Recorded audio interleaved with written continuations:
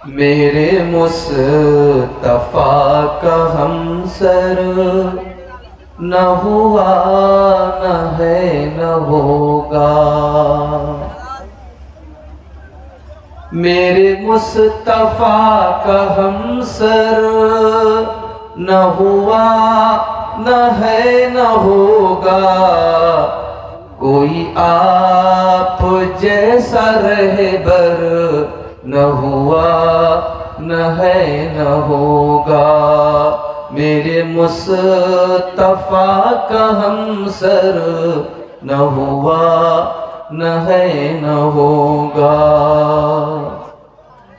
وہ نبی یہ کل جہاں بھی، وہ امام ہر زماں بھی، وہ نبی یہ کل جہاں بھی، وہ امام ہر زماں بھی، کوئی آپ سا پیمبر نہ ہوا نہ ہے نہ ہوگا، میرے مصطفیٰ کا ہمسر نہ ہوا نہ ہے نہ ہوگا۔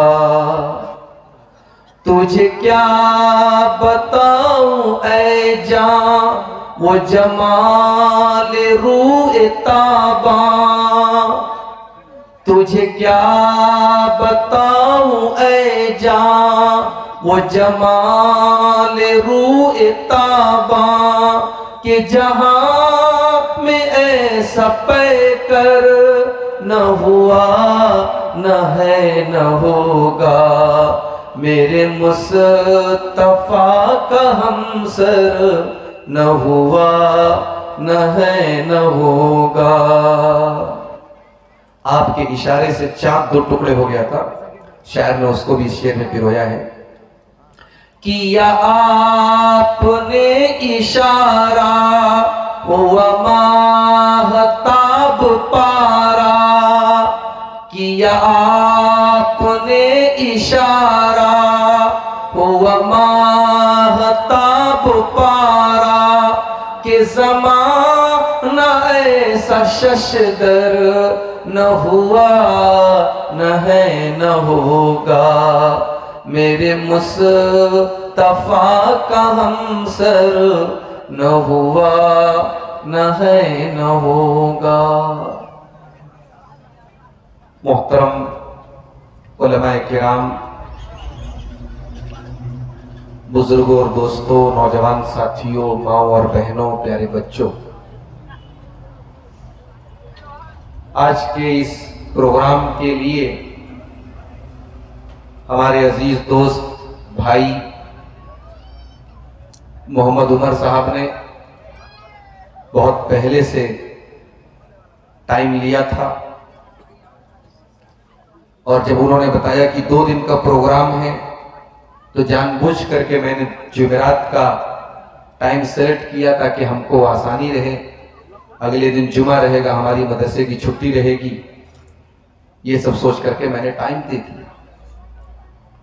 لیکن آپ جانتے ہیں کہ حالات کب کیا ہو جائیں نہیں جانتے، حالات کچھ ایسے ہو گئے کہ آج کے اس پروگرام میں میرا آنا تقریباً ناممکن ہو گیا، اسمبھو ہو گیا۔ میں نے عمر بھائی کو فون کیا، میں نے کہا کہ بھائی ابھی آپ کے پاس ٹائم ہے، 15-20 دن کا ٹائم ہے، آپ کسی اور وقتہ کو بات کر لیں، بلا لیں، میرا آنا بہت مشکل ہے۔ لیکن یہاں پھر یہ بات آئی کہ نہیں، لوگ چاہ رہے ہیں کہ آپ کو ہی آنا ہے، کوئی صورت آپ بنائیے۔ میں بنارس سے پٹنہ تک بائی ٹرین آیا، پھر پٹنہ سے جب میں کار میں بیٹھا ہوں، آپ یقین مانیں تقریباً 3:45 بجے پٹنہ میں جب میں کار میں بیٹھا، اور گوگل میپ پر جب میں نے آپ کے اس علاقے کا لوکیشن ڈالا تو گوگل میپ یہ بتا رہا ہے کہ آپ 2 بجے رات میں پہنچیں۔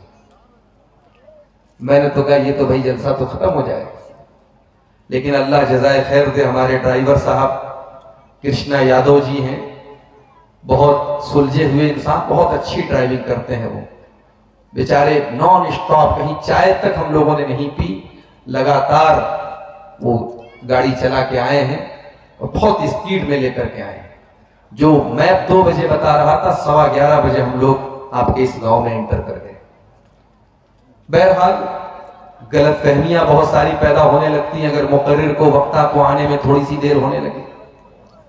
پبلک کو سمجھانا مشکل ہوتا ہے. لوگ یہ بھی کہنے لگتے جلسے والوں نے بات بھی نہیں کی ہے, وہ نہیں آ رہے ہیں, افواہیں اڑنے لگتی ہیں. تو اس لیے یہ تھوڑی سی وضاحت کرنا میں نے ضروری سمجھا. اور میں آپ سب کو بھی میں بہت شکر گزار ہوں آپ کا کہ سردی کا موسم بہت خطرناک ہوتا جا رہا ہے اور اس پنڈال کے نیچے آسان نہیں ہے بیٹھے رہنا, مگر آپ نے بھی صبر اور برداشت کا مادہ پیدا کیا اور جمے رہے, بیٹھے رہے. مائیں بہنیں بھی ہماری آئی ہوئی ہیں, وہ بھی بیٹھی ہوئی ہیں. اللہ ہم سب کے یہاں اکٹھا ہونے کو, جمع ہونے کو اللہ تعالیٰ قبول فرمائے. ہم سے پہلے ہمارے شیخ محترم کافی دیر سے آپ کے سامنے خطاب کر رہے تھے اور میں سمجھتا ہوں کہ میرے آنے میں جتنی دیر ہوئی اتنی ان کی محنت ان کو زیادہ کرنی پڑی. اللہ ان کو بھی جزائے خیر دے. میرے بھائیوں, اس وقت ہم اور آپ اگر پوری دنیا کے حالات کا جائزہ لیں اور پھر اپنے بھارت دیش کا جائزہ لیں تو ایک بات ہر جگہ کامن نظر آتی ہے, اور وہ بات یہ ہے کہ مسلم امت, مسلمان قوم, مسلم کمیونٹی بہت ساری سمسیاؤں سے, بہت سارے مسائل سے دوچار ہے. ابھی آپ نے نیوز میں دیکھا ہوگا کہ سیریا کے اندر ایک بہت بڑا ظالم جس کا نام بشار الاسد تھا, جو کئی سالوں سے وہاں حکومت کر رہا تھا اور بڑی بے دردی سے اس نے لاکھوں لوگوں کو مروایا تھا. اللہ تعالیٰ نے اس ظالم کے ہاتھ سے بھی حکومت کو چھینا ہے. آج وہ ظالم اپنا دیش چھوڑ کر کے بھاگ رہا ہے. اور وہاں جو جیل خانے اور قید خانے جب کھولے جا رہے ہیں, اللہ اکبر, 40 سال کے بعد لوگوں نے سورج کا منہ دیکھا ہے. لوگ جیل سے نکل کر کے پوچھ رہے ہیں کہ صدام حسین کا دور ختم ہو گیا, بشار کا خاتمہ کس نے کیا؟ یعنی ان کو یہ بھی نہیں معلوم کہ یہ 2024 چل رہا ہے, وہ کیلنڈر کیا ہوتا ہے, تاریخ کیا ہوتی ہے, سمے کیا ہوتا ہے, وہ نہیں جانتے. تو جس طریقے سے ہم نے سیریا کے اندر یہ حالات دیکھے, اللہ تعالیٰ کے قانون یاد رکھیے میرے بھائی. اللہ اپنی دھرتی پر ظلم کو زیادہ چلنے نہیں دیتے. ناؤ کاغذ کی صدا چلتی نہیں, ظلم کی ٹہنی کبھی پھلتی نہیں. ابھی ہمارے جس اسٹیٹ سے میں تعلق رکھتا ہوں اس اسٹیٹ سے بھی بہت ساری خبریں آپ کو ملتی ہوں گی. بہت ساری باتیں بیان کرنے کی نہیں ہوتی, آپ سمجھدار ہیں, عقل مند ہیں, خود سمجھتے ہو. ظلم کہیں پر بھی ہو, کسی بھی شکل میں ہو. اور آج بڑی خوشی ہو رہی ہے مجھے, میں راستے میں آ رہا تھا, موبائل پر ایک نیوز مجھے ملی, سپریم کورٹ کا جو ایک فیصلہ آیا ہے, جو آج کل آپ سن رہے ہوں گے کہ ہر جگہ مسجدوں کو لے کر کے ایک نگیٹو ماحول پیدا کیا جا رہا ہے کہ اس مسجد کے اندر فلاں عبادت خانہ ہے اور فلاں چیز ہے. سپریم کورٹ نے فیصلہ دے دیا کہ نہیں صاحب, جو 1991 میں 1991 میں جو قانون بنا تھا کہ 1947 کے بعد بھارت کے اندر جتنی بھی عبادت گاہیں ہیں, دھرم استھل ہیں, پلیسز آف ورشپ ہیں, ان کو ایز اٹ از برقرار رکھا جائے گا, اس میں کوئی چھیڑ چھاڑ نہیں کی جائے گی. سپریم کورٹ نے آج اس بات کو مانا ہے اور منع کر دیا ہے کہ کسی بھی مسجد یا کسی بھی عبادت خانے کے ساتھ کوئی چھیڑ چھاڑ نہیں ہوگی. اللہ کرے کہ اس قانون پر عمل ہو اور اب کوئی نئی شرارت اور نیا معاملہ پیدا نہ ہو. میرے بھائیوں, ان ساری چیزوں کو دیکھنے کے بعد اور ان ساری استھتیوں کو دیکھنے کے بعد سوال یہ پیدا ہوتا ہے کہ ہم اور آپ تو مسلمان ہیں, ہم تو اللہ کے آخری نبی کے امتی ہیں, لا الہ الا اللہ محمد رسول اللہ پڑھنے والے لوگ. ہماری یہ دوردشا کیوں ہے, ہماری یہ بری حالت کیوں ہے, ہمارے جان و مال اور عزت و آبرو پر یہ خطرے کیوں ہیں, ہماری مسجدوں کے اوپر نشانے کیوں سادے جا رہے ہیں؟ قرآن کریم اس سوال کا جواب دیتا ہے. میں نے جو آیت کریمہ آپ کے سامنے پڑھی ہے یہ سورہ رات کی آیت نمبر 11 ہے. اس آیت میں اللہ تعالیٰ نے ایک قانون بیان کیا ہے. اس دھرتی پر، اس دنیا میں ہر دور میں یہ قانون لاگو ہو. ان اللہ لا یغیر ما بقوم حتی یغیروا ما بانفسہم وَإِذَا أَرَادَ اللَّهُ بِقَوْمٍ سُوءًا فَلَا مَرَدَّ لَهُ وَمَا لَهُم مِّن دُونِهِ مِن وَالٍ. اللہ تعالیٰ کسی قوم کے حالات کو نہیں بدلتا ہے، کسی قوم کی پرستھتیوں کو، کسی قوم کی کنڈیشن کو نہیں بدلتا ہے جب تک وہ قوم اپنی حرکتوں کو، اپنے اعمال کو، اپنے کاموں کو، اپنی ایکٹیویٹیز کو نہ بدل لے.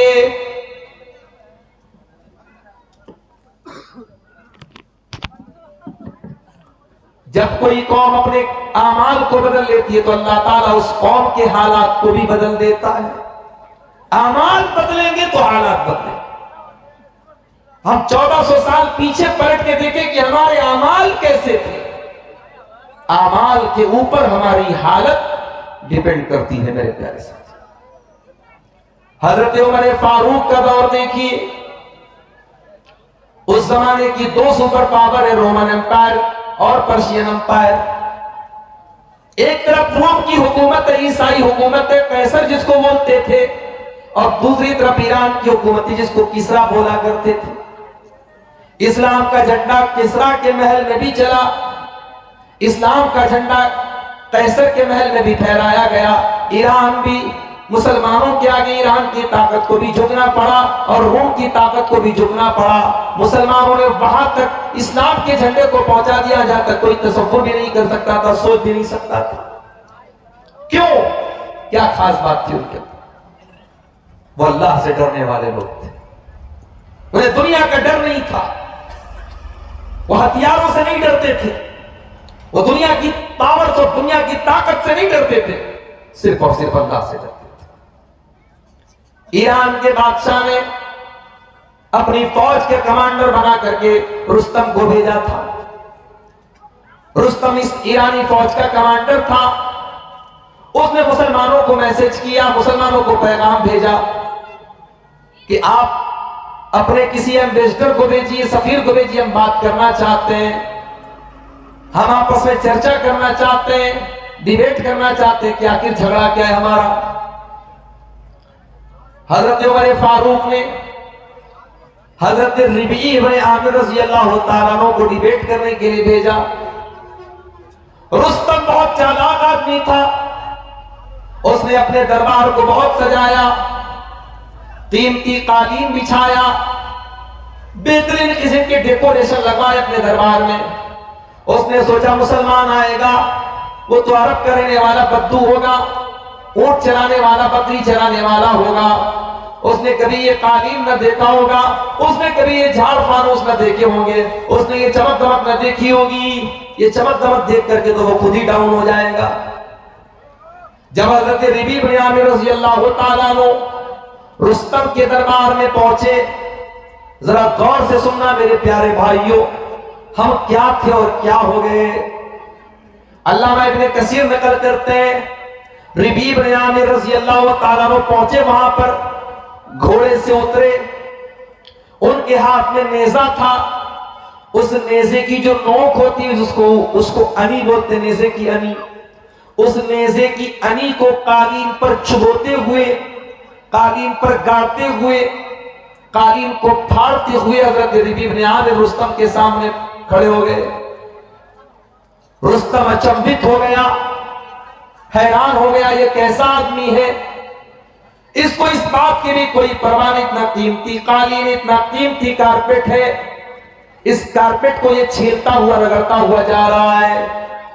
یہ نہ تو میرے فانوس کو، میرے جھاڑ فانوس کو دیکھ رہا ہے، نہ میرے ڈیکوریشن کو دیکھ رہا ہے، نہ میرے دربار کو دیکھ رہا ہے. کہ یہ کون سی مخلوق ہے، کون سا انسان ہے یہ؟ رستم نے پوچھا یہ بتاؤ تم ہم سے جنگ کرنے کے لیے آئے ہو، تمہیں معلوم ہے ہم کون ہیں؟ ہم ایران کی حکومت کے طرف سے آئے ہیں، ایران دنیا کا سپر پاور ہے، ہم سپر پاور کی طرف سے آئے ہیں، تم ہم سے لڑنا چاہتے ہو، تمہارا مقصد کیا ہے، تمہارا پرپس کیا ہے، تمہارا ادیشیہ کیا ہے؟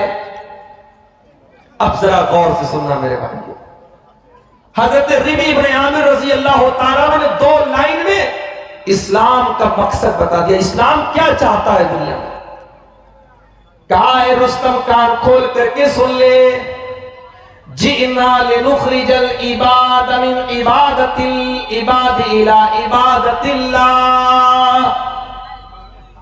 اے رستم، تو پوچھ رہا ہے کہ ہم کیوں آئے ہیں؟ ہم اس لیے آئے ہیں تاکہ اللہ کے بندوں کو بندوں کی غلامی سے نکال کر کے اللہ کا بندہ بنا دیں۔ لوگ ایک دوسرے کے آگے سجدہ کر رہے ہیں، انسان انسان کو پوج رہا ہے، انسان انسان کے آگے سجدہ کر رہا ہے۔ اے رستم، ہم اس لیے آئے ہیں تاکہ انسانوں کی غلامی سے نکال کر کے اللہ کا بندہ بنا دیں۔ وَمِن جَوْرِ الْأَدْيَانِ إِلَىٰ عَدْلِ الْإِسْلَامِ، اور اے رستم، یہ انسانوں کے بنائے ہوئے مذہب، یہ انسانوں کے بنائے ہوئے قانون ہے جو انسانوں پر ظلم و ستم کر رہے ہیں، اتیاچار کر رہے ہیں، ہم انسانوں کے قانون سے نکال کر اللہ کے قانون کا پالن کروانے کے لیے آئے ہیں۔ وَمِن ضِيقِ الدُّنْيَا إِلَىٰ سَعَةِ الْآخِرَةِ، اور اے رستم، دنیا والے تو صرف دنیا کی 4 دیواری کے اندر رہ جاتے ہیں، دنیا کے بارے میں سوچتے ہیں، ہم تو اس لیے آئے ہیں تاکہ آخرت کی لوگ تیاری کرنا شروع کر دیں، آخرت کے بارے میں سوچنا شروع کر دیں، جنت کے بارے میں سوچنا شروع کر دیں۔ یہ ہے اسلام کا مقصد۔ اسلام آپ کو اللہ کا غلام بنانے، اللہ کا بندہ بنانے آیا ہے۔ میرے پیارے ساتھیوں، آج بہت افسوس کے ساتھ کہنا پڑتا ہے، اور میں بڑی ذمہ داری کے ساتھ کلیا چک کے اس علاقے میں یہ بات بول رہا ہوں کہ آج ہم مسلمانوں کی اکثریت، معاف کیجیے، ہمارا نام عبداللہ ہوتا ہے، ہمارا نام عبد الرحمن ہوتا ہے، ہم ہیں اپنے نام کے حساب سے تو کہتے کہ اللہ کے بندے ہیں، مگر ہم اپنی خواہشات کے بندے بن چکے ہیں، اپنی اچھاؤں اور اپنے من کی مرضی کے غلام بنے ہیں، ہمارے من میں جو آتا ہے ہم وہ کرتے ہیں۔ قرآن کہتا فَرَأَيْتَ مَنِ اتَّخَذَ إِلَٰهَهُ هَوَاهُ، اے نبی، کیا آپ نے اس انسان کو دیکھا جس نے اپنی خواہشات کو، اپنی اچھاؤں کو، اپنے من کے اندر پیدا ہونے والے خیالات کو اپنا معبود بنا لیا ہے؟ جو دل میں آ رہا ہے وہ کرتا ہے۔ جاڑے کا موسم ہے، صبح فجر کی اذان ہوگی، مؤذن بیچارہ اٹھ کر کے مائک پر آئے گا، لاؤڈ اسپیکر پر آئے گا، اذان دے گا اور اذان میں کہے گا الصلاۃ خیر من النوم، نماز نیند سے بہتر ہے۔ جاؤ ذرا پرسنٹیج نکال کے دیکھ لو کتنے مسلمان اس اذان کی آواز سن کر کے بستر کو چھوڑنے کو تیار ہیں۔ شاید اگر آپ پرسنٹیج نکالیں گے، شاید میں کہتا ہوں کم بھی ہو سکتا ہے، زیادہ بھی ہو سکتا ہے، اگر پورے انڈیا کا نہیں پوری دنیا کا اگر آپ پرسنٹیج نکالیں گے، شاید 100 میں 25 مسلمان آپ کو ایسے ملیں گے جو الصلاۃ خیر من النوم کی آواز سن کر کے بستر چھوڑ کر کے مسجد میں پہنچتے ہیں۔ 75% مسلمان بستر چھوڑنے کو تیار نہیں۔ اس کا مطلب یہ ہوا 75% مسلمان یہ ثابت کر رہا ہے کہ نماز بہتر نہیں ہے، نیند بہتر ہے۔ 75% مسلمان یہ ثابت کر رہے ہیں حی علی الصلاۃ کی ہمیں کوئی ضرورت نہیں ہے، حی علی الفلاح ہمیں کامیابی کی کوئی ضرورت نہیں ہے۔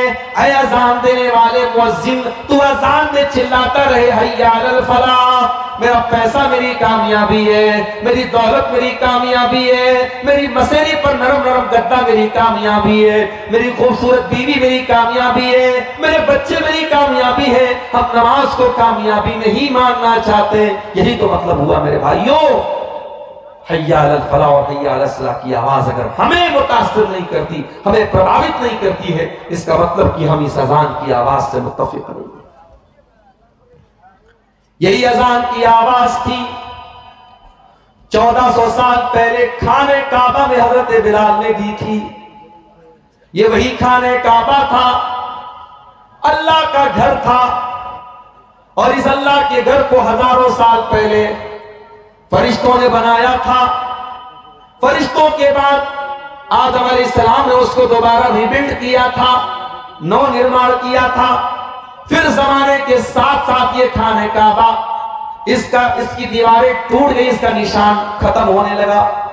پھر ابراہیم علیہ السلام نام کے ایک پیغمبر آئے اور اللہ تعالیٰ نے ابراہیم کو حکم دیا تھا اور انہوں نے خانہ کعبہ کو بنایا تھا. ابراہیم نے جب خانہ کعبہ کو بنایا تھا، اللہ نے ان کو حکم دیا تھا انطہرا بیتی للطائفین والقائمین والرکع السجود. اے ابراہیم، تم خانہ کعبہ تو بنا رہے ہو، تم اللہ کا گھر تو بنا رہے ہو، مگر خبردار اس گھر میں کوئی گندا کام نہیں ہونا چاہیے، کوئی ناپاک کام نہیں ہونا چاہیے. یہ اللہ کا گھر ہے، اس میں کبھی غیر اللہ کی عبادت نہیں ہونی چاہیے. اس میں طواف کرنے والے طواف کرتے رہیں گے، اس میں نماز پڑھنے والے نماز پڑھتے رہیں گے، اس میں سجدہ کرنے والے سجدہ کرتے رہیں گے. اے ابراہیم، ہمیشہ اس گھر کو پاک رکھنا. اور ابراہیم پوری زندگی اس گھر کی حفاظت کرتے رہے. ابراہیم علیہ السلام کے بعد ان کی اولاد میں آگے چل کر کے ایسے لوگ پیدا ہوئے جنہوں نے اس خانہ کعبہ میں 360 پتھر کی مورتیاں رکھ دی. 360 پتھر کے بت رکھ دیے اس خانہ کعبہ میں. اور جب ہمارے نبی صلی اللہ علیہ وسلم دنیا میں آئے تو اس خانہ کعبہ میں 360 بت رکھے. میرے پیارے ساتھیو، اللہ کے پیارے نبی نے جب مکہ فتح کیا سن 8 ہجری میں، اور آپ صحابہ کرام کو لے کر کے مکہ میں داخل ہوئے، ایک ایک کر کے آپ نے مکہ سے خانہ کعبہ سے سارے بتوں کو نکالا، اور اسی خانہ کعبہ کی چھت پر حضرت بلال نے اذان دی تھی. یہی وہ اذان کی آواز تھی جس نے پوری دنیا کو توحید کا پیغام دیا تھا. آج ہر گاؤں کی مسجد سے اذان ہو رہی ہے، ہر محلے کی مسجد سے اذان کی آواز آ رہی ہے، مگر دنیا میں کوئی پریورتن نہیں آ رہا ہے. کیوں؟ کیونکہ خود ہمارے اندر کوئی پریورتن نہیں، ہم خود تبدیل ہونا نہیں چاہتے. آج حالات یہ ہے کہ جو ہمیں چاہتا ہے توڑ دیتا ہے، مروڑ دیتا ہے. دنیا کی طاقتیں مسلمانوں کو لوٹنے کے لیے بےتاب بنی. ابھی سیریا کی میں بات کر رہا تھا، سیریا ایک ظالم سے آزاد ہوا، دوسرا ظالم پھر اسرائیل وہاں پہ حملہ کر رہا ہے. مر کون رہا ہے؟ غریب مسلمان مر رہا ہے، اس کے بچے مر رہے، اس کی عورتیں مر رہی. حالات یہ آ گئے. اللہ کے نبی کی وہ حدیث ہمیں یاد آتی ہے. اللہ کے پیارے نبی فرماتے ہیں یوشک الامم ان تداعی علیکم کما تداعی لکلۃ الی قصاتھا. اے میری امت کے لوگوں، وہ زمانہ بھی تم پر آئے گا جب دنیا کی ساری قومیں تم پر ٹوٹ پڑیں گی جس طریقے سے کھانے والے پیالے کے اوپر ٹوٹ پڑتے ہیں. صحابہ کرام نے پوچھا اللہ کے نبی کیا اس وقت ہماری سنکھیا بہت کم ہوگی؟ امن قلت نحن یومئذ، کیا ہماری تعداد کم ہوگی؟ آپ نے فرمایا نہیں، تعداد تو بہت زیادہ ہوگی. ولکنکم غثاء کغثاء السیل، لیکن تم پانی کے اوپر جو جھاگ ہوتا ہے، جو بلبلے ہوتے ہیں، تم اس جھاگ کے جیسے ہو جاؤ. اللہ تعالیٰ دشمنوں کے دلوں سے تمہارے بھے کو نکال دے گا. تمہارے دل کے اندر اللہ تعالیٰ دشمن کا ڈر ڈال دے گا، اور تمہارا دل تمہارے دشمن کے دل سے نکال دے گا. ابھی 1 مہینہ پہلے کی بات ہے، بنارس میں جا رہا تھا، بائک چلا رہا تھا، کہیں جانا تھا، مجھے جلدی تھی، بائک لے کے میں جا رہا تھا، اور اتفاق سے ہیلمٹ میں نے نہیں پہنا تھا. اب وہ ایک کراسنگ آئی، ایک ٹریفک پولیس والا آیا، اس نے کہا ہیلمٹ کیوں نہیں پہنا؟ میں نے کہا کہ سر وہ جلدی تھی اس لیے نہیں پہنا. کہا کہ ابھی چالان کاٹوں گا تو کہو گے مسلمان تھا تو کاٹ دیا ہے، تم لوگوں کی طاقت بڑھ گئی، ہمت بڑھ گئی ہے، تم کو ہیلمٹ پہن کے چلنا چاہیے. میں نے کہا سر آپ کی بات صحیح کہ ہیلمٹ پہن کر کے چلنا چاہیے، لیکن اس میں مسلمان اور ہندو کہاں سے آ گئے؟ یہ میں ٹریفک پولیس کی بات بتا رہا ہوں. اتنا تعصب ہمارے دیش میں بھرتا چلا جا رہا ہے. ہائی کورٹ کا ایک جج الہ آباد کے اندر ایک پروگرام میں تقریر میں کہہ رہا ہے کہ یہ کٹ ملے یہ بھارت کے لیے بہت بڑا خطرہ ہے. کیا ایک عدالت کے جج کی یہ لینگویج ہو سکتی ہے؟ یہ دیش ہمارا کہاں جا رہا ہے؟ ہمارا یہ پیارا سا ملک کہاں جا رہا ہے؟ جس ملک کو آزاد کرانے کے لیے ہمارے علماء نے قربانیاں دی، ہمارے باپ دادا اس ملک کی آزادی کے لیے لڑے ہیں، ان کا خون بہا ہے. اس ملک کی آزادی تب جا کر کے ملی ہے میرے پیارے ساتھی. جب گلستان کو خون کی ضرورت پڑی تب ہماری ہی گردن کٹی، پھر بھی کہتے ہیں ہم سے یہ اہل وطن، یہ وطن ہے تمہارا ہمارا. میرے پیارے ساتھیوں، نبی کی حدیث اپنے سامنے رکھی. اللہ تعالیٰ دشمنوں کے دلوں سے تمہارے روب و دبدبے کو نکال دے گا. تمہارا کوئی روب نہیں ہوگا، تمہارا کوئی ڈر نہیں ہوگا. اور اللہ تعالیٰ تمہارے دلوں کے اندر کمزوری ڈال دے گا. صحابہ نے پوچھا اللہ کے نبی کمزوری کس کو بولتے ہیں؟ آپ نے فرمایا حب الدنیا، تم دنیا سے بہت زیادہ محبت کرنے لگو گے. وَكَرَاهِيَةُ الْمَوْتِ، اور موت سے تم نفرت کرنے لگو گے. اب یہاں پہ ایک سوال پیدا ہوتا ہے، کیا دنیا سے محبت نہیں کرنی چاہیے؟ دیکھو، ایک ہوتی ہے دنیا سے نیچرل محبت. اگر کوئی مولانا صاحب بولے مجھے پیسے سے محبت نہیں ہے، غلط بول رہے ہیں. کوئی نمازی آدمی، پرہیزگار آدمی، متقی آدمی بولے کہ نہیں بھائی مجھے مال سے کوئی محبت نہیں، جھوٹ بول رہا ہے. کیوں؟ اس لیے کہ ایک نیچرل محبت تو مال کی سب کے دل میں، اور یہ قرآن کہہ رہا ہے وَإِنَّهُ لِحُبِّ الْخَيْرِ لَشَدِيدٌ. انسان مال کی محبت میں بہت سخت ہے. انسان کے دل میں مال کی بہت زیادہ محبت ہے. تو دنیا کی نیچرل محبت غلط نہیں ہے میرے بھائی. دنیا میں آپ بیوی سے محبت کرتے ہیں، بچوں سے محبت کرتے ہیں، مال سے محبت کرتے ہیں. اگر آپ بزنس کرنے والے، ویاپار کرنے والے، کاروباری ہیں، آپ کو اپنے بزنس سے بھی پیار ہوتا ہے. دنیا میں آپ اپنے مکان اور اپنے گھر سے بھی محبت کرتے ہیں. یہ نیچرل محبت، اس میں کوئی حرج کی بات نہیں ہے. حرج کب پیدا ہوتا ہے، پرابلم کب پیدا ہوتی ہے؟ جب آپ دنیا سے اتنا زیادہ محبت کرنے لگے کہ اللہ کو بھول جائیں. دنیا سے اتنی محبت آپ کو ہو جائے کہ آپ آخرت کو بھول جائیں. تب اللہ قرآن میں کہتا ہے بل تؤثرون الحیات الدنیا والآخرۃ خیر وابقی. میرے بندو، تم دنیا سے اتنی محبت کرتے ہو اور آخرت کی کوئی تیاری نہیں کرتے. سردی کا موسم آ گیا، جگہ جگہ آپ دیکھیں گے سڑکوں کے اوپر آگ جل رہی ہے. گرمی کا موسم آتا ہے، لوگ اپنے اپنے گھروں میں اے سی لگواتے ہیں. ٹرین میں بھی اے سی کا سفر ہو رہا ہے، کار کے اندر بھی اے سی چل رہی ہے. ہم دنیا کے چھوٹے موٹے سفر کے لیے گرمی کا انتظام کرتے ہیں، سردی کا انتظام کرتے ہیں. میرے پیارے ساتھیوں، کبھی آپ نے اپنے سفر آخرت کے بارے میں بھی سوچا ہے؟ ایک دن آئے گا جب اللہ تعالیٰ ہمیں اور آپ کو موت سے ہمکنار کر دے گا، اور ہم نہیں جانتے وہ موت کب آئے گی. اتر پردیش میں ہمارے بہت اچھے ساتھی تھے، ڈاکٹر فرید احمد سلفی، ہمارے یو پی کے رہنے والے تھے.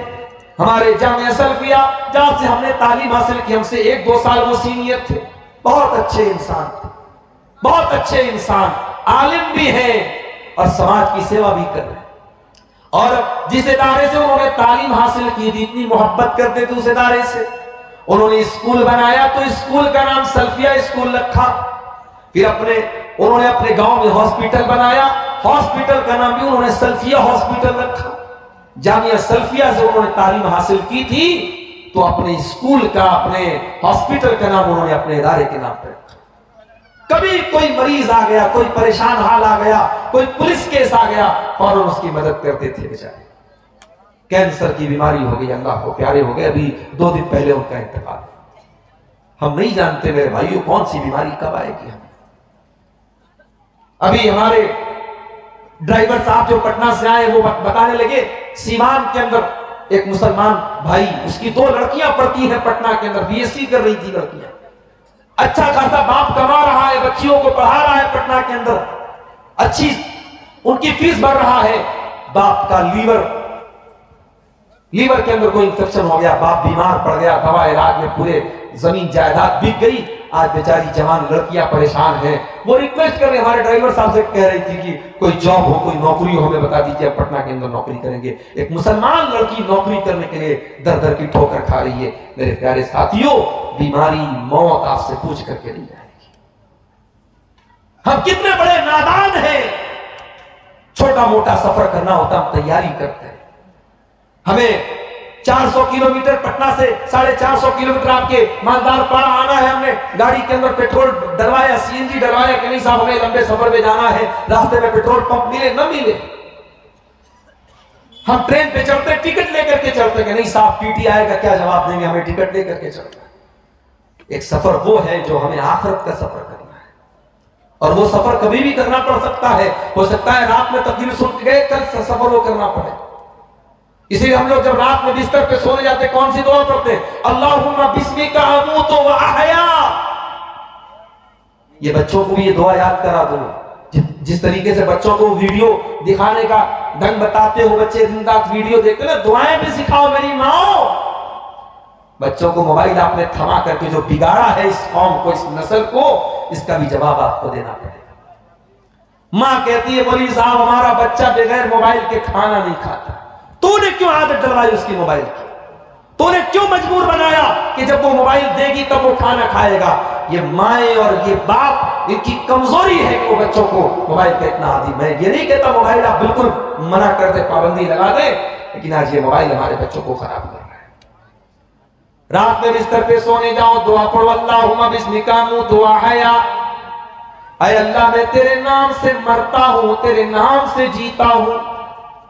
اے اللہ میں تو بھی مرنے نہیں جا رہا، میں تو سونے جا رہا ہوں۔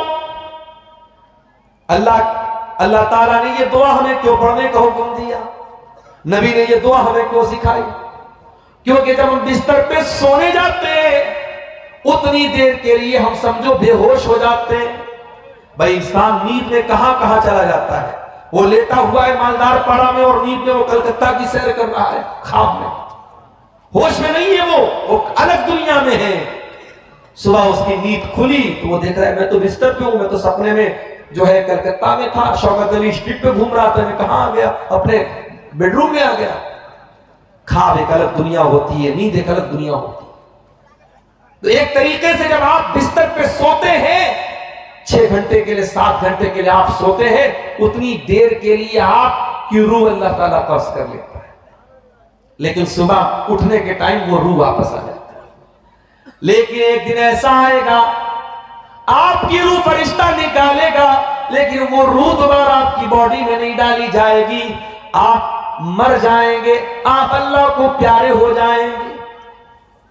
آپ جتنی بھی دولت والے بن جائیں، جتنی بڑی بلڈنگ بنا لیں، جتنے پاورفل بن جائیں، موت کا فرشتہ آپ سے پوچھ کر کے نہیں آئے گا، آپ سے اپائنٹمنٹ لے کر کے نہیں آئے گا، آپ کا پیسہ دیکھ کر کے وہ آپ کو چھوڑ نہیں دے گا، آپ کا پاور دیکھ کر کے آپ کے ساتھ کوئی رعایت نہیں کرے گا۔ موت تو اپنے ٹائم پر آئے گی۔ حتی اذا جاء اجلہم لا یستاخرون ساعتا ولا یستقدمون۔ موت آئے گی تو ایک پل آپ کو آگے پیچھے فرصت نہیں ملے گی۔ حتی اذا جاء احدہم الموت قال رب ارجعون۔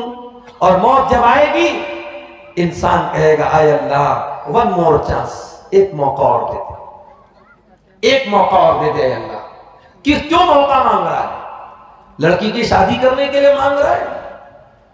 شادی سے یاد آیا، اسی بنگال میں ایک جگہ ہے کلکتہ کے اندر مٹیا برج، وہاں گیا، ایک صاحب نے بتایا مسلمان کی شادی تھی، اپنی بیٹی کو اس نے جو زیورات دیے تھے، کئی کروڑ کے زیورات اس نے شادی میں دیے تھے۔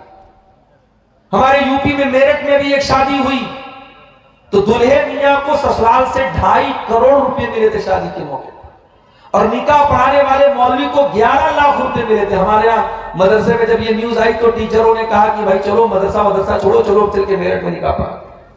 11 لاکھ روپے نکاح کی پڑھائی پہ.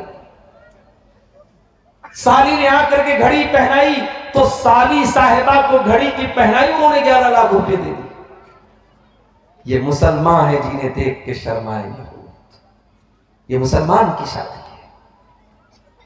سدھارتھ نگر میں شادی ہے مسلمان کی, 20 لاکھ روپے اس نے ہوا میں لہرا دیے, نوٹوں کی گٹیاں اس نے ہوا میں لہرا دی. صاحب میں بہت دولت والا.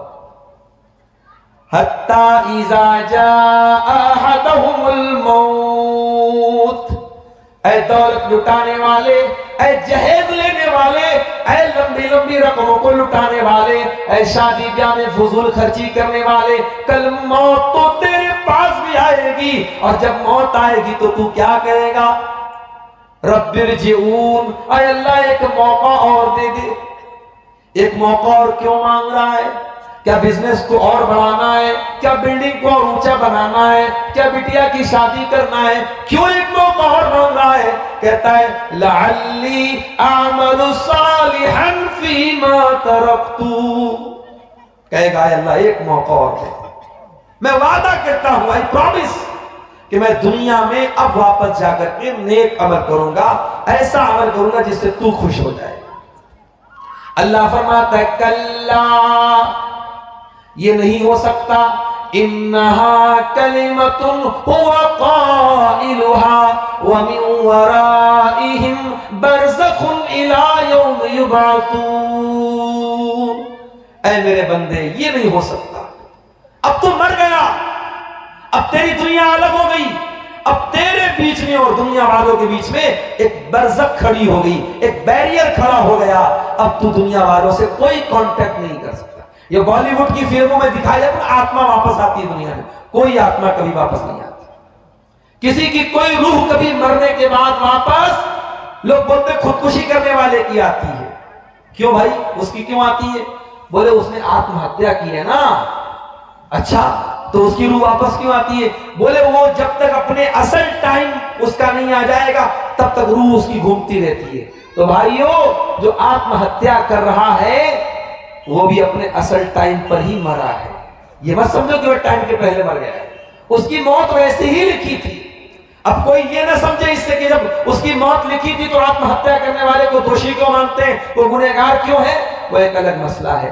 تقدیر لکھی ہے لیکن ہمیں تدبیر کا حکم ہے, ہم مجبور نہیں ہیں. ہماری تقدیر میں لکھا ہے کہ ہم یہ کام کریں گے, مگر اللہ ہمارا ہاتھ پکڑ کے ہمیں مجبور نہیں کر رہا. اللہ نے ہمیں صحیح اور غلط کا راستہ بتا دیا ہے. اگر ہم غلط راستہ چنتے ہیں اللہ کی ہمیں سزا ملے گی. دنیا کے سفر کی اتنی تیاری ہے میرے بھائی, اس سفر کی کوئی تیاری نہیں. قرآن کہتا ہے وَتَزَوَّدُوا فَإِنَّ خَيْرَ الزَّادِ التَّقْوَىٰ. اے سفر کے لیے نکلنے والوں, جب سفر میں جایا کرو تو سفر کا سامان لے کر کے نکلا کرو. اللہ کے نبی کے دور میں یمن کے کچھ لوگ حج کرنے جب آتے تھے, عمرہ کرنے, تو وہ سامان لے کے نہیں جاتے تھے. بولتے ہم تو حج کرنے جا رہے ہیں, اللہ کے گھر جا رہے ہیں, ہم پیسہ لے کے نہیں جائیں گے, ہم سامان لے کے نہیں جائیں گے, خالی ہاتھ جاتے تھے. اور جب مکے میں جاتے تھے تو لوگوں کے سامنے ہاتھ پھیلاتے تھے. اللہ نے فرمایا وَتَزَوَّدُوا, اے حج کرنے والوں, اے عمرہ کرنے والوں, اے سفر کرنے والوں, جب تم سفر میں نکلا کرو تو سامان لے کر کے نکلا کرو, زاد راہ لے کر کے نکلا کرو, سفر کی تیاری کر کے نکلا کرو. اور جب تم سفر کی تیاری کر کے نکلتے ہو فَإِنَّ خَيْرَ الزَّادِ التَّقْوَىٰ, تو آخرت کے سفر کی تیاری کر لو. اور آخرت کے سفر میں یہ پیسہ کام نہ آئے گا, یہ بیوی کام نہ آئے گی, یہ بچے کام نہ آئیں گے. آخرت کے سفر میں اللہ کا تقوی کام آئے گا, اللہ کا ڈر کام آئے گا. کبھی سوچو میرے بھائی, قبر کے اندر ہمارا کیا حال ہوگا. ابھی بنگال سے بہار کی بارڈر جب ہم لوگ کراس کر کے بنگال آنے لگے, راستے میں جب بڑا سناٹا تھا, دونوں طرف جنگل ہی جنگل تھا. ہمارے ڈرائیور صاحب بولے, مولانا شیخ محمد شیخ بولتے, بولے شیخ صاحب یہ تو بڑا جنگل والا علاقہ آ گیا. تو مجھے ایک بات یاد آئی کہ آج کار میں ہم لوگ بیٹھے ہیں, جنگل والا ایریا آتا ہے تو ہمیں ایک ڈر محسوس ہونے لگتا ہے. کل قبر میں جب ہم جائیں گے, جب قبر میں ہم جائیں گے وہاں تو موبائل نہیں ہوگا کہ ہم ٹارچ جلا لیں، وہاں تو کوئی ایسی پنکھا نہیں لگا ہوگا۔ اس قبر میں جب ہمارے عمل کے حساب سے یا تو قبر کو بہت زیادہ اللہ تعالیٰ تنگ کر دے گا، اور اگر ہمارے عمل اچھے ہیں تو قبر کو کشادہ کر دے گا، یا تو قبر میں اندھیرا ہوگا، ہماری پٹائی ہوگی، یا اللہ تبارک و تعالیٰ جنت کی کھڑکی کھولے گا۔ میرے بھائیو، ہم دنیا کی زندگی کو جنت بنانے کی اتنی تیاری کر رہے ہیں، قبر کی زندگی کو ہم بہترین بنانے کی تیاری کیوں نہیں کر رہے؟ جس کے بارے میں معلوم ہے کہ اس قبر میں ہمیں جانا ہے۔ ہماری ماں گئی تھی، ہمیں بھی کل جانا، اپنے باپ کا جنازہ ہم نے اٹھایا، کل ہمارا جنازہ کوئی اٹھائے گا۔ اس سفر کی ہم تیاری کیوں نہیں کرتے؟ میرے اللہ کے پیارے نبی کو دیکھو میرے ساتھیوں، ایک انصاری صحابی کا جنازہ ہے، جنازے کو قبر میں اتارا جا رہا ہے، اللہ کے پیارے نبی جنازے کے کنارے بیٹھے ہوئے ہیں، قبر کے کنارے بیٹھے ہوئے ہیں، آپ کے صحابہ بھی آپ کے آس پاس بیٹھے ہوئے ہیں۔ اچانک آپ نے قبر کے عذاب کے بارے میں سوچا، آپ کی آنکھوں سے آنسو بہنے لگے، فبکا، آپ رونے لگے، اتنا روئے حتی بلت سرا، آپ کے آنسوؤں سے وہاں کی زمین تر ہو گئی، وہاں کی زمین بھیگ گئی۔ کبھی آپ کو کوئی قبر دیکھ کے آنسو آیا؟ کبھی ہمیں کوئی قبر دیکھ کے آنسو آیا؟ نہیں آیا۔ کیوں نہیں آیا؟ ہمارے دل پتھر ہو چکے ہیں میرے بھائی، ہمارے دل کٹھور ہو چکے ہیں۔ یہ سوشل میڈیا نے، فیس بک نے، یہ یوٹیوب کے شارٹس نے، فیس بک کی ریلز نے، یہ گندی تصویروں نے، یہ دنیا کی محبت نے ہمارے دلوں میں زنگ لگا دیا ہے، ہمارے دلوں کو خراب کر دیا ہے۔ اللہ کے پیارے نبی قبر کے عذاب کو سوچ کر کے رونے لگتے ہیں، اتنا روتے حتی بلت سرا، آپ کے آنسوؤں سے زمین بھیگ جاتی ہے، اور آپ اپنے صحابہ سے اس قبر کی طرف اشارہ کر کے فرماتے ہیں، لمثل ھذا فاعدوا یا اخوانی، اے میرے صحابہ اس قبر کی تیاری کرو، یہاں تم سب کو آنا ہے۔ ہمارا کوئی دوست ہم کو میسج بھیجتا ہے، ہم ایک دن میسج نہیں دیکھتے، 2 دن میسج نہیں دیکھتے، تیسرے دن دوست کی کال آ جاتی ہے کہ تو کیسا دوست ہے، میں نے میسج کیا تو میرے میسج کو دیکھ بھی نہیں رہا ہے۔ او لوگوں، اللہ نے بھی اپنا آخری میسج قرآن کی شکل میں ہم کو بھیجا ہے۔ یہ قرآن کیا صرف مولویوں کے پڑھنے کی کتاب رہ گئی؟ کہ یہ قرآن صرف حافظوں کے پڑھنے کی کتاب ہو گئی؟ آخری بار ذرا غور کرو میرے بھائیوں، ذرا دل پر ہاتھ رکھ کے بتاؤ کہ آخری بار آپ نے قرآن کو کب پڑھا ہے، قرآن کو کب چھوا ہے؟ موبائل تو چھوئے بغیر آپ 10 منٹ نہیں رہ سکتے۔ آخری بار آپ نے قرآن کو کب ٹچ کیا ہے؟ کل اللہ کی عدالت ہوگی، اللہ کی سپریم کورٹ ہوگی، اور ہمارے خلاف مقدمہ دائر ہوگا، اور مقدمہ دائر کرنے والے کون ہوں گے؟ جناب محمد رسول اللہ صلی اللہ علیہ وسلم، اور وہ کہیں گے وقال الرسول یا رب ان قوم اتخذوا هذا القرآن مہجورا۔ رسول کہیں گے اے اللہ میری قوم نے قرآن کو چھوڑ دیا تھا، میری قوم قرآن کو چھوڑ چکی تھی، میری قوم کا قرآن سے کوئی تعلق نہیں تھا۔ رمضان آ رہا ہے، پھر ہمیں قرآن یاد آئے گا، 1 مہینہ قرآن سنیں گے، پڑھیں گے، اس کے بعد اس کو ریشم کے کپڑے میں لپیٹ کے رکھ دیں گے۔ پھر لوگ مفتی مولوی صاحب سے مسئلہ پوچھیں، مولوی صاحب قرآن الماری پہ رکھا تھا، گر گیا، کیا کفارہ دینا ہے؟ اس کے بدلے میں کیا دینا ہے؟ قرآن ہم سے ہمارے ہاتھ سے گر گیا۔ ارے قرآن الماری سے گر گیا، اتنا بڑا گناہ نہیں، قرآن تیرے دل سے اتر گیا، تیری آنکھوں سے اتر گیا، تو نے قرآن کو پڑھنا بند کر دیا، تو نے قرآن کو چھونا بند کر دیا۔ اور میری ماں اور بہنوں، آپ سے بھی کچھ شکایت ہے، یہ قرآن کسی زمانے میں مسلمانوں کی عورتیں گھر میں صبح صبح فجر کی نماز پڑھنے کے بعد مصلی پر بیٹھ کر قرآن پڑھتی تھی۔ چھوٹے چھوٹے بچے جب اٹھتے تھے تو ماں کے قرآن کی تلاوت سن کر کے اٹھتے تھے، دادی کی تلاوت کی قرآن سن کر کے اٹھتے تھے، نانی کیا جاتے تھے، نانی کی تلاوت کی آواز سن کر کے اٹھتے تھے۔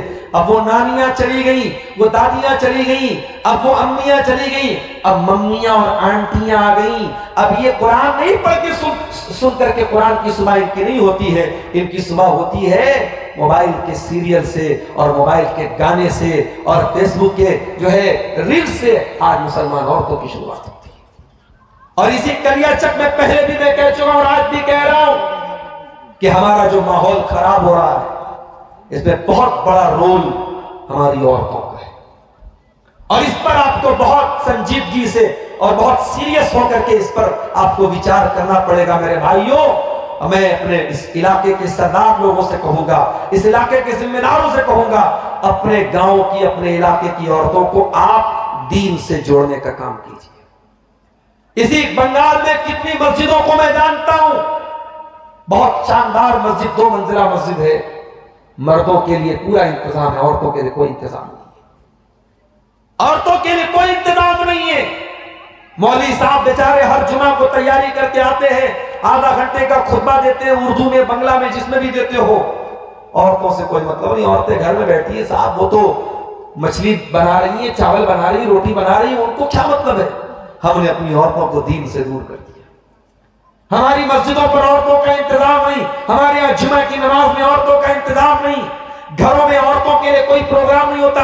اور آپ یہ سمجھتے کہ مالدار پاڑا میں سال میں 2 دن کا ہم پروگرام کرا لیں گے، عبدالغفار صاحب بنارس سے آ جائیں، شیخ جرجیت صاحب اٹاوا سے آ جائیں، بس صاحب ہماری پوری قوم ایمان والی بن جائے گی؟ نہیں میرے بھائی، یہ پاسبل نہیں۔ جب بیماری بڑی ہو تو اینٹی بائیوٹک بھی تگڑا ہونا چاہیے۔ ڈاکٹر کو ہمارے تو اس علاقے میں بہت سارے ڈاکٹر لوگ، ہمارے عمر بھائی بھی کچھ پریکٹس کرتے جانتے ہوں گے، اگر انفیکشن زیادہ ہو تو ڈاکٹر جو ہے وہ ڈوز بڑھا دیتا ہے اینٹی بائیوٹک کا۔ اگر چھوٹا موٹا زخم ہے تو 250 mg کی بھی اینٹی بائیوٹک چلا دے گا۔ اگر وائرس زیادہ ہے، انفیکشن زیادہ، نہیں صاحب اس میں 500 جو ہے mg کا چلے گا اینٹی بائیوٹک۔ آج ہمارے سماج میں بے حیائی کا، بے پردگی کا، بے غیرتی کا، زناکاری کا، بدکاری کا اینٹی وائرس بہت تگڑا ہو چکا ہے، اور اس وائرس کا اینٹی وائرس اور اس بیکٹیریا کا جو اینٹی بائیوٹک ہے وہ بھی ہمیں تگڑا چلانا پڑے گا۔ ہمیں عورتوں پر محنت کرنے کی ضرورت ہے میرے بھائی۔ میں چاہتا ہوں کہ آپ کے اس مالدار پاڑا کی کچھ لڑکیاں ایسی بھی بنے جو عالمہ بنے، کہیں سے بھی پڑھائی کر سکتی ہیں۔ اگر آپ کے کلیا چک میں شیر شاہی مدرسے میں انتظام ہے، یا آپ کے اورنگ آباد میں انتظام ہے، جہاں پر بھی لڑکیوں کے لیے پردے کے ساتھ پڑھائی کا انتظام ہو، کم سے کم اپنے گاؤں کی 10-20 لڑکیوں کا عالمہ بنائیے، اور وہ لڑکیاں جب عالمہ بن کر کے آئیں تو گھروں میں عورتوں کو بیدار کریں، گھروں میں چھوٹے چھوٹے پروگرام ہو، اور ہر مسجد میں جو جامع مسجد ہے جہاں جمعہ ہوتا ہے وہاں عورتوں کا انتظام ہو، تو میرے بھائیوں کچھ پریورتن آئے گا، کچھ تبدیلی آئے گی۔ جب آپ اینٹی بائیوٹک کو تگڑا کریں گے تب بیکٹیریا ختم ہوگا۔ آپ کی عورتوں کو دین سے دور کرنے کے لیے بہت لمبی چوڑی پلاننگ کی جا چکی ہے۔ قرآن کہتا ہے وَاذْكُرْنَ مَا يُتْلَى فِي بُيُوتِكُنَّ مِنْ آيَاتِ اللَّهِ وَالْحِكْمَةِ۔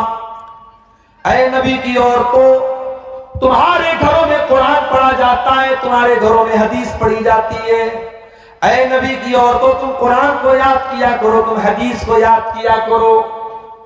آج ہمارے یہاں کون عورت ہے جو قرآن کو یاد کرتی ہے، جو حدیث کو یاد کرتی ہے؟ نبی کے دور میں عورتیں قرآن کو یاد کرتی تھی، حدیث کو یاد کرتی تھی۔ ہمارے پیارے نبی کی جو بیویاں تھی، جو ہم سب کی مائیں تھیں، او میری پیاری ماں بہنوں، کبھی موقع ملے فیس بک کی دنیا سے باہر نکل کر کے ذرا ہم عائشہ کی زندگی کے بارے میں کچھ سن لینا، پڑھ لینا۔ یوٹیوب پر میرا بیان ہے سیرت امہات المومنین کے نام سے، نبی کی تمام بیویوں کے جیون پر میں نے تھوڑی تھوڑی روشنی ڈالی ہے، آدھا گھنٹے کا لیکچر ہے، ہو سکے تو میری پیاری ماں بہنوں ٹائم نکال کر کے سن لینا۔ ان عورتوں نے کتنی قربانیاں دی ہیں دین کے لیے، کتنی قربانیاں دی۔ میں کبھی کبھی حیران ہو جاتا ہوں، بھئی نماز پڑھتے ہم، اور اب نماز کبھی کبھی چھوٹ بھی جاتی ہے، بعد میں ہم لوگ قضا کرتے ہیں۔ اچھا جب قضا کرتے ہیں تو پھر کبھی ایسا بھی ہوتا ہے کہ ہم فرض پڑھ لیتے، سنت نہیں پڑھتے، ارے یار اب تو قضا ہو گئی، چلو ظہر کی 4 رکعت پڑھ لیتے ہیں۔ یہ ہوتا ہے نا، عام طور سے یہی ہوتا ہے، لوگ قضا کرتے ہیں سنت کی، حالانکہ سنت کی بھی قضا کرنی چاہیے۔ جو سنت موقعہ، جیسے ظہر اگر آپ کی چھوٹ جائے تو ظہر کے پہلے 4 رکعت اور ظہر کے بعد 2 رکعت کی سنت ہے، جب آپ ظہر چھوٹ جائے تو یہ بھی پڑھیے آپ۔ اور فجر کی تو ہر حال میں پڑھنی چاہیے، اگر فجر کی نماز کسی وجہ سے چھوٹ جائے، جان بوجھ کے نہیں چھوڑنا ہے۔ اگر نیند نہیں کھل پائی اور آپ نہیں اٹھ پائے ٹائم سے، سمے سے، مان لیجیے 5 بجے آپ کے اذان ہے اور آپ کی نیند کھل رہی ہے 6 بجے، اب آپ اٹھے، اگر ناپاک ہے تو جلدی سے غسل کر لیجیے، اگر پاک ہے تو बाथरूम में जाइए, तहारत वगैरह करने के बाद वजू कीजिए और जितना जल्दी मुमकिन हो फजर की नमाज पढ़िए। और जब आप फजर की कज़ा करेंगे तो पहले 2 रकात आप सुन्नत पढ़ेंगे और फिर 2 रकात फर्ज पढ़ेंगे। यही तरीका है। जो भी नमाज छूटे आप सुन्नत भी पूरी करेंगे। लेकिन प्रैक्टिकल में बात आपको बताऊं कि कभी कभी ऐसा होता है, अगर जोहर के टाइम मान लो मैं ट्रेन पे था, आजकल ट्रेन में माहौल ऐसा हो गया नमाज पढ़ने का नहीं हिसाब बन पाता है। अब बाद में हमको जोहर पढ़नी है तो आदमी सोचता है यार 4 रकात जोहर की फर्ज पढ़ना है, उसके पहले की सुन्नत पढ़ना है, आदमी सिर्फ फर्ज पढ़ लेता है, सुन्नत छोड़ देता है। ये सोच करके चलो फर्ज तो पढ़ लिया, सुन्नत नहीं पढ़ा, क्या मसला है। लेकिन मैं आपको एक हदीस सुनाने जा रहा हूं। ये हदीस कौन रिवायत कर रहा है? अल्लाह के नबी की बीवी हजरत उम्मे हबीबा रजी अल्लाह ताला। उम्मे हबीबा कहती हैं, सही मुस्लिम की रिवायत है, मालदार पाड़ा के लोगों जरा गौर से सुनना।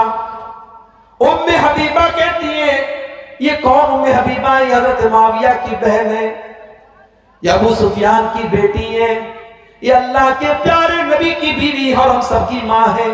ये कहती है मैंने अल्लाह के नबी को फरमाते हुए सुना है, जो दिन रात में 12 रकात नमाज पढ़ता है, बनल्लाहु लहू बैतन फिल जन्ना, अल्लाह ताला उसके लिए जन्नत में एक महल बनाता है।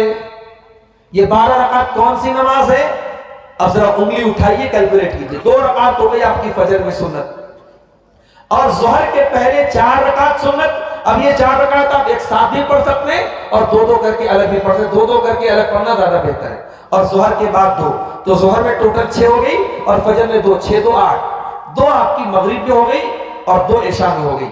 मगरिब में 2 मगरिब के बाद और इशा में 2 इशा के बाद। असर में कोई सुन्नत नहीं है। ये टोटल 12 रकात है। अल्लाह के नबी फरमाते हैं, जो ये 12 रकात नमाज पाबंदी से पढ़ेगा, अल्लाह ताला जन्नत में उसके लिए महल बनाएगा। आज अगर आपको कलियाचक के किसी बड़े एरिया में जमीन मिल जाए, फ्री में रहने को घर मिल जाए, तो आप तो अपनी किस्मत पर नाश करें। अगर आपको किसी बड़े शहर में, पटना में, कलकत्ता में, मुंबई में, बड़े इलाके में आपको महल मिल जाए, बंगला मिल जाए, तो आपको करोड़ों की दौलत मिल गई।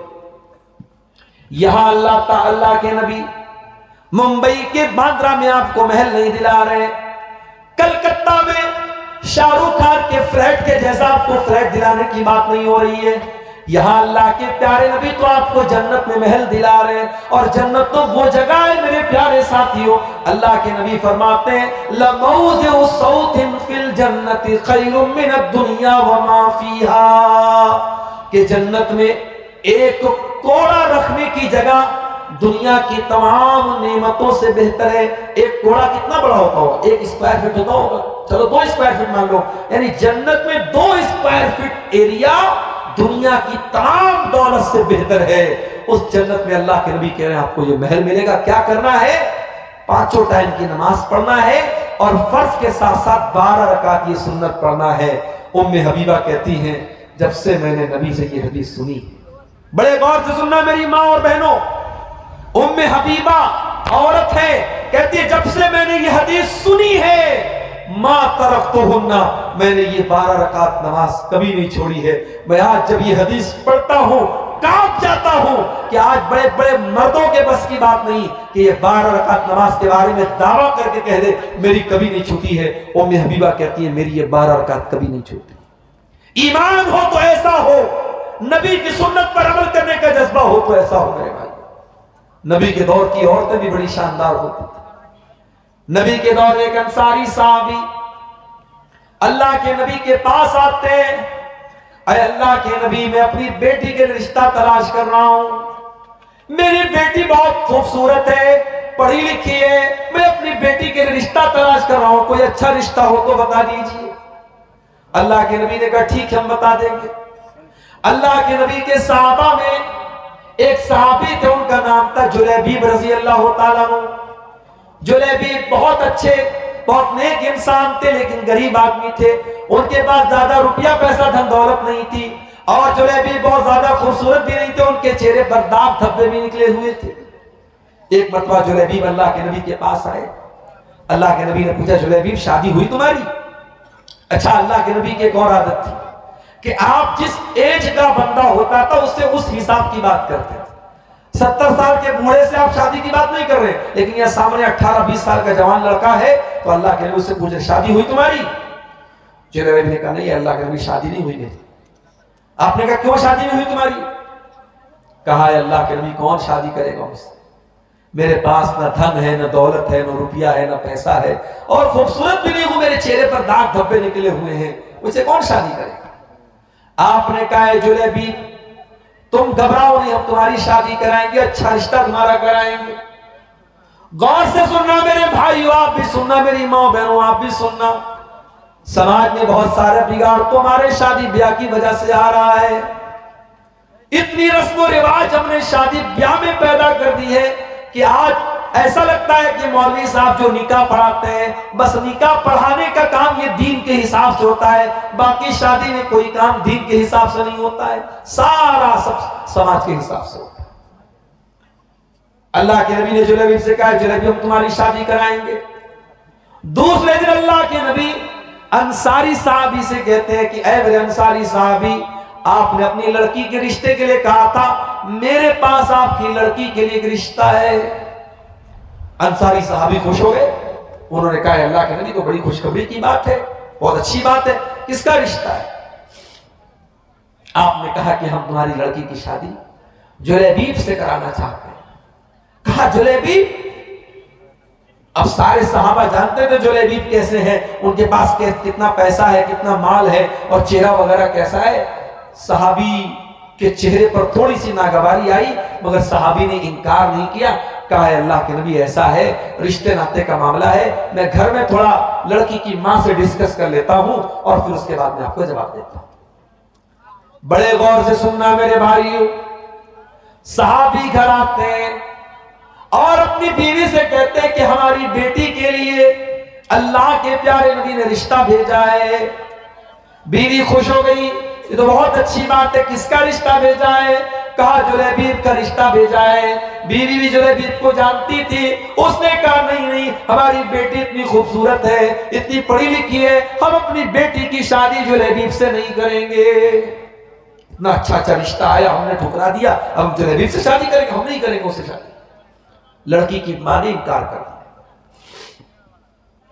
لڑکی اندر پردے سے ساری بات سن رہی تھی اپنے ماں باپ کی. آئی وہ ماں باپ کے سامنے, کہا ہے میری پیاری امی جان, اے میرے پیارے ابو جان, ٹھیک ہے آپ کو یہ رشتہ پسند نہیں ہے, آپ کی اپنی دلیل ہے کہ لڑکا زیادہ خوبصورت نہیں ہے, زیادہ کمانے والا نہیں ہے, مگر آپ یہ سوچئے یہ رشتہ کون پیش کر رہا ہے؟ جناب محمد رسول اللہ صلی اللہ علیہ وسلم. اور اگر نبی نے یہ رشتہ بھیجا ہے تو کچھ سوچ سمجھ کے بھیجا ہوگا, ضرور یہ رشتہ ہمارے حق میں بہتر ہے تبھی تو اللہ کے نبی نے بھیجا ہے. اس لیے میں یہ چاہتی ہوں کہ یہ رشتہ رسول نے بھیجا ہے اور رسول کا بھیجا ہوا رشتہ ٹھکرانا مناسب نہیں ہے.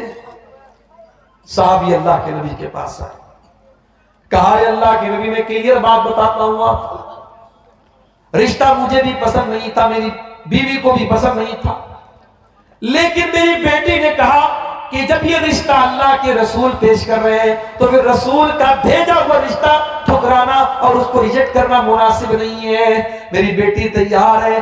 اللہ کے نبی نے دعا کی, اللہم صب علیہا صبا نافعا, اے اللہ اس بچی کے اوپر تو برکتوں کی بارش نازل فرما, ولا تجعل عیشہا قدا قدا, اور اے اللہ اس لڑکی کی زندگی میں کبھی مشکلات اور پریشانیاں نہ آئے.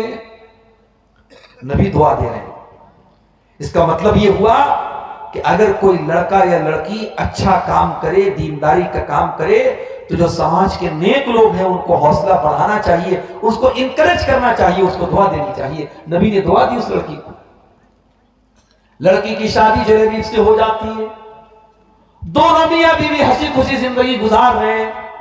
کچھ دنوں کے بعد ایک جنگ ہوتی ہے, اور جنگ میں اللہ کے نبی جب جاتے ہیں, آپ کے صحابہ جاتے ہیں, تو ان صحابہ کرام میں حضرت جلیبیب بھی تشریف لے جاتے ہیں. اور جنگ جب ختم ہو جاتی ہے, اللہ کے پیارے نبی اپنے صحابہ سے کہتے ہیں جو میرے صحابہ شہید ہو گئے ذرا ان کی لاشوں کو اکٹھا کرو. صحابہ کی لاشوں کو اکٹھا کیا جانے لگا.